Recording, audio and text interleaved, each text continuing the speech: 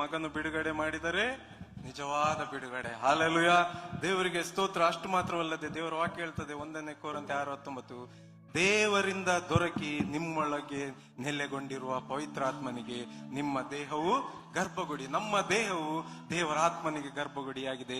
ಅದು ದೇವರಿಂದಲೇ ದೊರಕಿರುವಂತದ್ದು. ಹಾಲೆಲೂಯ, ನಾವು ಪ್ರಾಪ್ತಿ ಮಾಡಿಕೊಂಡದಲ್ಲ, ಪ್ರಾರ್ಥನೆ ಮಾಡಿ. ಹಾಲೆಲೂಯ, ಅದಕ್ಕೆ ಈ ಒಂದು ಚರಣ ಹೀಗೆ ಹೇಳ್ತದೆ, ದೇವ ನಿನ್ನ ಪ್ರಸನ್ನತೆ ನನ್ನಲ್ಲಿ ನೆಲೆಸಿರುವೆ. ಹಾಲೆಲೂಯ, ಈ ಹಾಡಾಡ್ತಾ ಈ ಕೋರಸನ್ನು ಹಾಡ್ತಾ ನಮ್ಮ ದೇವರನ್ನು, ದೇವರು ಮಾಡಿದ ಉಪಕಾರಗಳನ್ನು ನಾವು ಸ್ಮರಿಸ್ತಾ ಆತನನ್ನು ನಾವು ಕೊಂಡಾಡುವ. ನಾವೆಲ್ಲರೂ ಎದ್ದು ನಿಂತುಕೊಳ್ಳುವ. ಹಲ್ಲೆಲೂಯಾ, ದೇವ ಪ್ರಸನ್ನತೆ ನಮ್ಮಲ್ಲಿಯೇ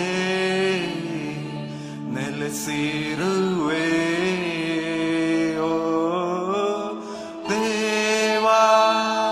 ಪ್ರಸನ್ನತೆ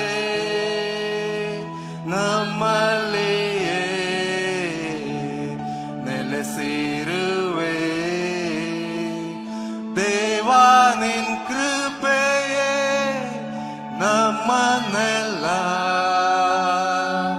ಪರಿಶುದ್ಧ ಸ್ಥಳದಲ್ಲಿ ನಿಲ್ಲಿಸಿದೆ.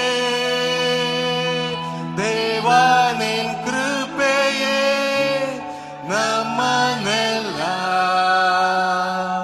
ಪರಿಶುದ್ಧ ಸ್ಥಳದಲ್ಲಿ ನಿಲ್ಲಿಸಿದೆ.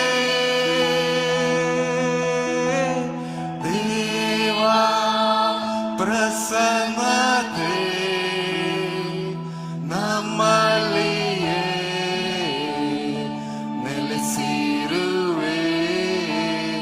ಓ ದೇವಾ ಪ್ರಸನ್ನತೆ ನಮ್ಮಲ್ಲಿಯೇ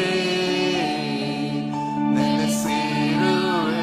ಸ್ವರವೆತ್ತಿ, ದೇವಾ ನಿನ್ ಕೃಪೆಯೇ ನಮ್ಮನ್ನೆಲ್ಲ